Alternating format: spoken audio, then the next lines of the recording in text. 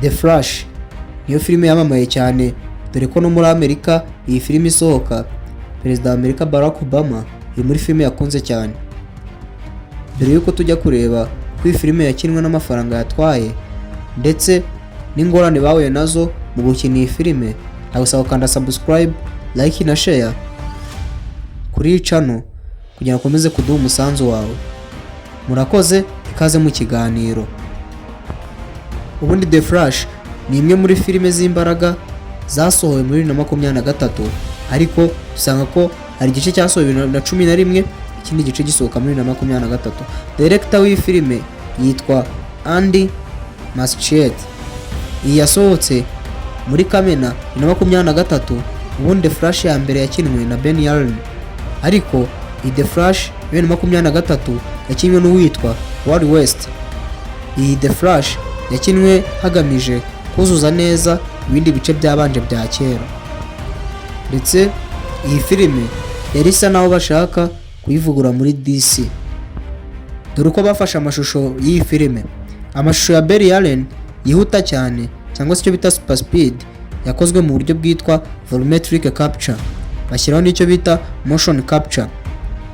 Aha Ezra Miller director yakoraga poses zitandukanye, ubwo nyine barapozingaga bagashyiraho pose zitandukanye, hanyuma VFX team igashyiraho umuriro, icyo twakwita nka lighting, ubundi bagakora deformation y'umubiri n'ihinduka ry'isura mu gihe yiruka, ari byo biriya nyine ubona muri iyi filime, ukabona ari kwiruka ari kwaka yaka umuriro, kandi ikindi ukabona hari kubaho muvoma cyangwa se hari kuba hinyeganyezwa ry'umubiri. Ubundi hano bakoresha green screen nini izengurutswe n'imirasire kugira ngo bigaragare nkaho ari mu isi itandukanye. Hari scene y'imodoka igwa mu nyubako y'ibitaro muri iyi filime. Iyi scene aho usanga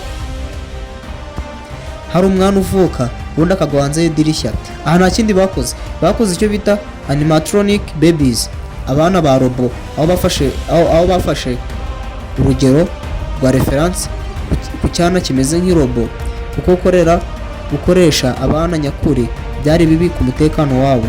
Ahangaha iyi filime cyane cyane iyi scene bakoresheje icyana cya robo kugira ngo bakore neza nka rwa ruhinja bari mu bitaro, ukuntu rwita rwinaga mu dirishya bitewe n'imbaraga zidasanzwe. Suit ya Ben Yarn ubona muri iyi filime yakozwe n'abahanga barenga 40 mu byumweru birenga 20. Iyi suit ikozwe mu bintu bitatu gusa. Ikintu cya mbere ikozwemo nicyo bita urethane shell. Uyu ni umwambaro ukomeye cyane ubu kavarinze iyi suit utukura. Ikindi gikoze iyi suit nicyo bita silicone muscle layer. Ifitemo layer za muscles ku buryo nyine iyi suit ifitinga neza umubiri wa buri muntu yambaye. Muri make ifite size zigiye zitandukanye bitewe n'ifici ifite yitwa silicone muscle. Iyi suit icyanyuma ifite kiranga ifite igice cyitwa lighting channels. Iyi ni imiyoboro ihitamo amashanyarazi kugira ngo suit igaragare isa n'iyaka.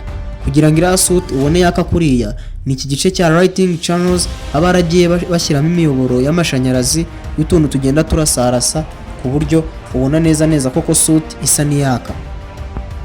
Ikindi muri The Flash ya 2023 hari The Flash w'umukara uburimo. Uyu Flash suit ye ya dark ya Flash ntabwo ari CGI gusa yayikoze, ahubwo iyi ni costume ifatika ikozwe mu gice cya foam latex, ushyiraho n'ibyo bita prosthetics, nibyo bikoze iyi suit.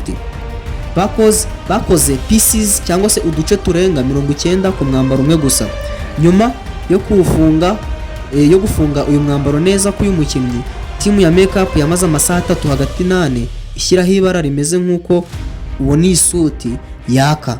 Ni ukuvuga ngo habe suit ya The Flash na The Flash w'umukara zose kugira ngo bashyireho bakore makeup z'iyi scene cyangwa se z'iyi suit byafashe hagati y'amasaha 3-8 mu gihe bashyiraho ibara rimeze nk'uko aya masuit ubona yaka kuri anyine ubona ameze. Hari n'indi suit ya Batman babita Keaton. Iyi yakozwe hashingiwe kuri suit yo mu 1989, ariko icyo bakoze bongeyeho ubushyuhe bw'umuyaga, abyo bita ventilation. Ikindi bongeyeho ibice byo hejuru kugira ngo bashobore gukora stunt neza. Ikindi bongeyeho helmet ihindurwa n'amabara. Hari abo muri filime berekana Ben Yaren ari muto, ikindi gihande bakamwerekana ari mukuru. Aha nta kundi kuntu babikora, bakoreshaga icyo bita tracking dots ku maso ye, ku buryo bakoreshaga 3D face cyangwa se amerekeza atatu yo gusikaninga isura ye kugira ngo bagaragaze impinduka z'amaso n'uruhu. Ibi byakorwaga mu rwego rwo kwerekana uko yiruka ajya mu bihe avamo, akura ari mutoya, bakabasha kubyerekana. Iyi n'indi koranabuhanga abanyamerika biziho cyane ryo kugenda berekana abantu mu bihe. Ubundi dusanga ko buri munsi bifataga amasaha agera kuri 4 kugira ngo basoze flash makeup. Iyi filime yakozwe hifashishijwe CGI cyane cyangwa se computer generated imagery. Ahangaha dusanga ko ni ikoranabuhanga rya mudasobwa ryongeramo ibintu bidahari, ndetse banakora uburyo bw'iki, banakora n'uburyo bwa pratique bw'iyi filime.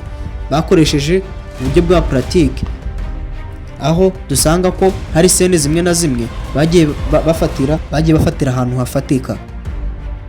Iyi filime yatwaye miliyoni zisaga 200 z'amadolari. Urumva ko yatwaye akayabo ka miliyoni nyinshi, ariko dusanga ko yinjije cyane miliyoni 171 z'amadolari. None tugasanga ko mu kwamamaza kw'iyi filime yinjije asaga hagati ya miliyoni 5 z'amadolari. Ubundi filime The Flash yaje nk'igisubizo ku bantu bose, dore ko yanasohoye mu gihe cyiza, aho Barack Obama nawe ubwe yarayishimiye cyane, dore ko nawe harimo n'ukuboko kwe mu kuba iyi filime yarakinwe. Iyi filime yubatse amateka menshi cyane ko dore muri sinema, cyane muri Hollywood, iri muri filime z'imbaraga zatwaye amafaranga menshi, ariko yanakinwe n'ubuhanga. Twabanye mu kiganiro, nitwa Dolph, iyi ni Keva Entertainment. Wowe utakoze subscribe, kubw'umusanzu wawe shyiraho subscribe, unakanda like na share, unayisharinge ku bandi bantu kugira ngo izi video zijye zibageraho ku gihe. Murakoze, Imana ibarinde.